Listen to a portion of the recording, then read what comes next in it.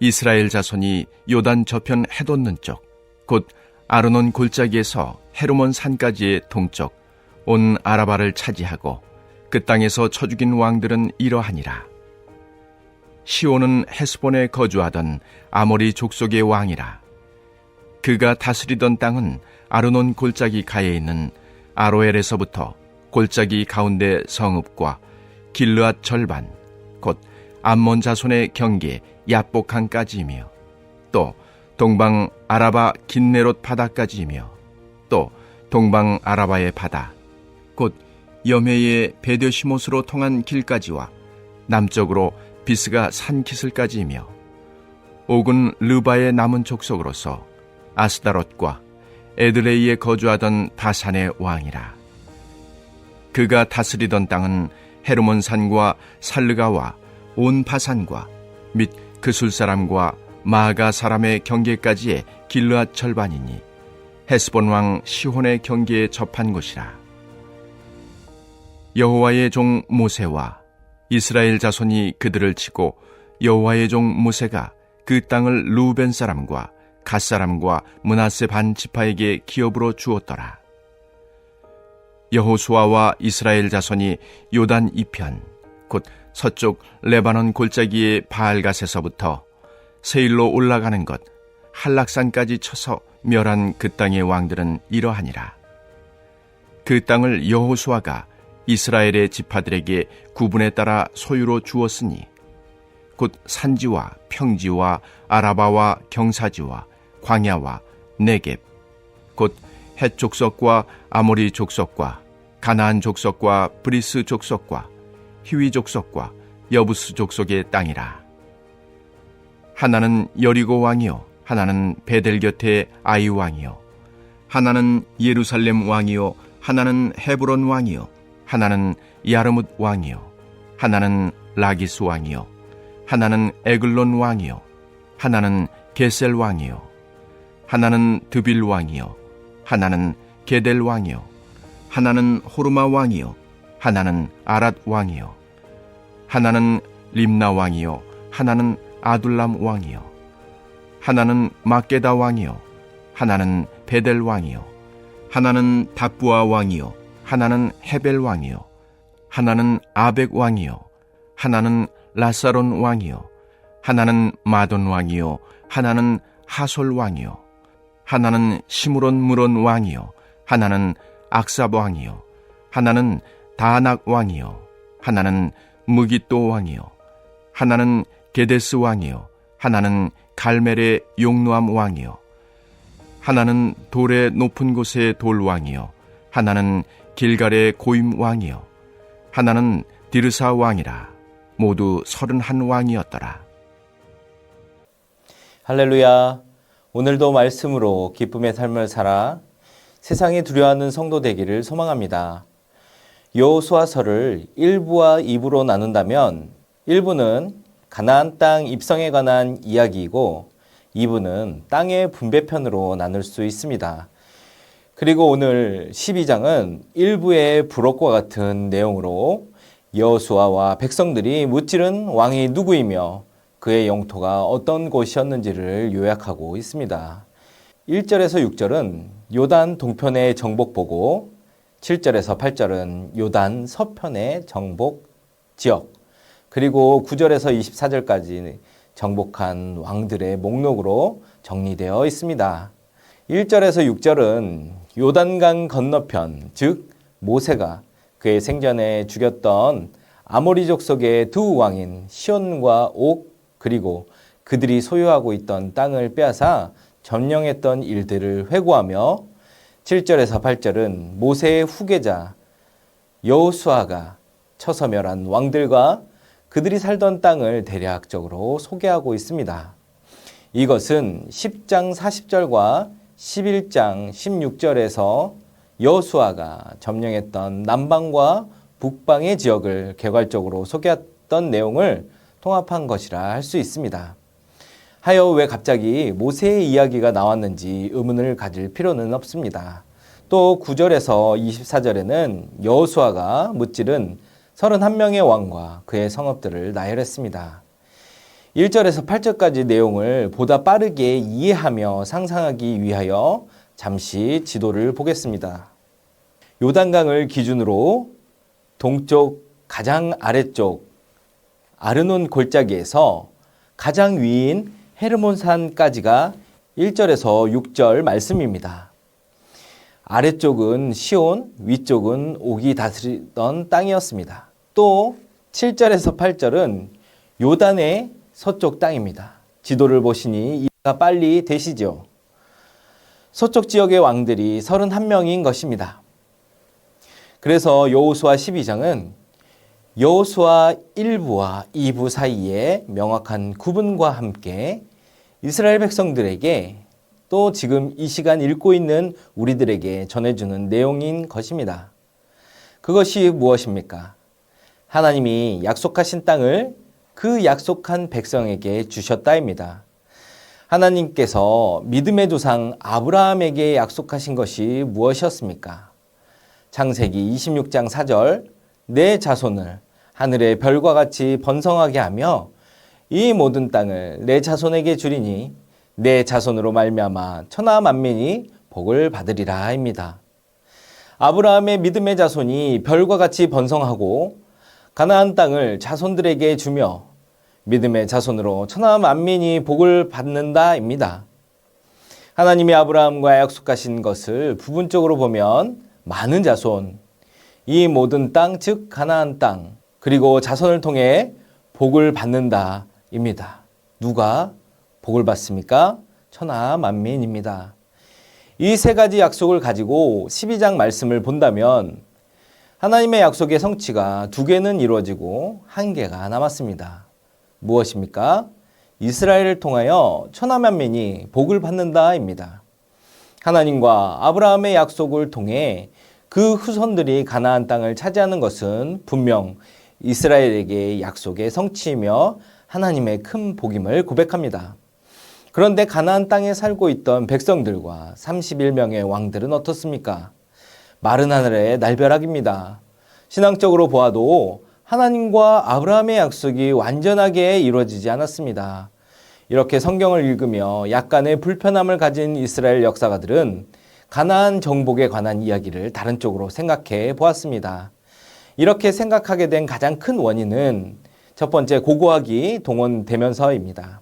12장에 31명의 가나안 도시의 왕들의 목록이 성경과 일치하지 않았습니다. 여리고, 아이, 기브온 성 등의 고고학적 발굴과 결과가 성서와는 다른 이야기의 결과를 내었다고 보시면 되겠습니다. 가나안 정복이 아브라함과 하신 약속의 완전한 성취가 아니라는 생각을 하던 이들에게 더욱 신빙성을 주었지요. 그래서 그들은 가나안 땅 차지는 정복이 아닌 이주라고 설명합니다. 평화적으로 슬며시 굉장히 오랜 기간에 가나안 땅으로 들어왔다는 생각이죠. 또 다른 견해로는 사회혁명설입니다. 사회와 국가로부터 억눌리고 소외된 가나안 사람들 사이에서 오랫동안 개혁되어 온 과정 중 이스라엘을 탈출한 히브리인들이 가나안 땅에 도착하니 동조하여 가나안 진입이 이루어졌다는 것입니다. 이런 생각의 근거는 민수기의 아모리와 시온의 백성들, 여리고 기생 라합과 그녀의 친척들, 사사기의 베델의 정보원들과 가족들 등의 많은 가나안 백성의 도움이 사회혁명설을 뒷받침해주고 있습니다. 여기서 오해하지 마실 것은 정복설이 맞고 안 맞고를 이야기하는 것이 아닙니다. 오늘 10장 말씀을 1부와 2부를 나누는 사이에 부록으로 우리에게 주셨다는 것을 상기하시면 됩니다. 가나안 입성이 끝나고 분배가 이루어지는 과정에서 하나님의 뜻대로 행한 이스라엘 백성에게 그리고 그것을 지켜보고 있는 우리에게 성경은 물음을 주고 있는 것입니다. 여러분 보시기에 온전한 약속의 성취가 맞는지 말이죠. 입성한 이스라엘 백성 여러분, 여러분을 통해 가나안 만민이 복을 받았습니까? 이 질문에 대답하고자 하는 것입니다. 이스라엘 백성들을 통해 가나안 땅 백성들이 복을 받아야 온전한 약속 성취가 이루어지기 때문입니다. 그리고 이 백성들을 바라보는 우리도 온전한 약속의 성취를 이루고 살고 있는지를 묻습니다. 사랑하는 전주안디옥교회 성도 여러분, 오늘은 2024년 12월 3일 불법 계엄이 선포된 지 1년이 되는 날입니다. 우리나라는 17번의 계엄이 있었습니다. 계엄은 대통령의 고유 권한입니다. 그런데 우리나라는 대통령이 나라의 이익을 위해 그 권한을 사용한 것이 아니라 자신들의 권력과 세력을 지키기 위해 사용하였습니다. 이 권한을 사용할 때마다 얼마나 많은 무고한 이들의 피를 보았는지 모릅니다. 1년 전 불법계엄은 이런 우리나라 암울한 역사를 기억하게 하기에 충분하였고, 이런 역사 안에서 이번과 같이 유혈 사태 없이 끝나게 해주신 하나님의 은혜에 얼마나 감사했는지 모릅니다. 그리고 이 과정을 통해 믿음을 가진 이들, 신앙인들의 상반된 모습을 보았습니다. 제가 이런 이야기를 하면 정치 이야기를 하지 말라 합니다. 그래서 저는 신앙 이야기를 하려 합니다. 우리 신앙인들이 아무리 세상의 기준을 이기고 하나님 나라의 백성으로 살아가려 한다 해서 성경은 우리에게 세상을 등지고 살라 하지 않습니다. 이스라엘 백성들의 가나안 땅 입성에도 하나님과 아브라함의 약속의 성취가 가장 큰 근거이었습니다. 하나님이 우리와 함께 하시니 적들은 바람 앞에 낙엽이 되어 흩어집니다의 고백이 그것입니다. 하여 우리는 어느 순간 하나님이 함께 하시면 생명을 멸시하는 것도 우리의 혐오를 힘없고 낮은 자들에게 덮어 씌우며 희생양 메커니즘을 만들어내는 것이 옳다 여기는 경우가 있습니다. 길게 설명할 것이 없이 마녀 사냥하면 아실 것입니다. 분명한 것은 온 세상을 창조하시고 우리에게 샬롬 평화를 이루게 하시기 위해 아들을 보내시고 보혜사를 보내신 하나님의 뜻을 따르지 않는 채 약한 이들을 강한 이들에게 보살펴 주시고 약한 이들이 강한 이들과 동등하게 살게 해주시기 위하여 약한 것에 편을 들어 주었더니 약한 이들이 자신들의 약함을 잊어버리고 하나님의 능력이 자신의 능력인 양 하나님의 능력을 하나님의 나라의 기준으로가 아닌 세상의 기준으로 사용하는 것이 문제라는 것입니다. 다시 말해서 약한 것들을 하나님께서 살려주시니 그 약한 것들이 약한 것들을 사랑하지 않고 자신들이 강자인 양 약한 이들을 무시한다는 것이죠. 가나안 땅에 입성한 이스라엘이 하나님 앞에 고백해야 할 것은 무엇이었습니까? 노예된 우리를 살게 하셨다입니다. 가나안의 강한 민족들 속으로 우리를 안전하게 인도하셨다입니다. 이렇게 인도하신 하나님 닮아 우리도 우리보다 낮고 약하고 없는 이들을 사랑하고 돌보고 그들의 힘이 되어 주어야까지의 결심이 하나님의 힘으로 가나안에 입성한 참 성도의 고백인 것입니다. 그런데 그 하나님의 힘이 내 것이라 생각하고 나는 하나님처럼 강하니 나의 강함으로 약한 것들을 더욱 착취하며 나의 잘못을 더 씌워 희생양을 삼아 공포를 심어주고 나의 강함을 유지하고자 불법이 합법이 되는 세계를 만들어 나를 추종하고 따르는 자는 더욱 강하게 서로 사랑하기에 힘쓰고 약한 것이 약한 것을 돕는 것을 마녀로 몰아가는 착각 속에 사는 이들을 위해 하나님과 아브라함의 약속은 마지막 근거로 너의 언약의 삶이 만민에게 복을 주는 삶인지를 묻고 있는 것입니다. 성도 여러분, 여러분은 만민에게 복을 주는 삶을 살고 있으신지요? 우리가 언제 만민을 만나겠습니까? 다만 우리가 오늘을 살아가며 스쳐 지나가는 사람들을 포함해 만나는 이들이 우리에겐 만민입니다. 그 만민 중 당장 10명 정도도 안 되는 가족들에게 복을 주는 삶을 살고 있는지요? 그들이 우리에게 바라는 것을 이루어주는 것이 복을 주는 삶이 아닙니다. 우리를 통해 그들과 화평하는 삶이 복을 주는 삶입니다.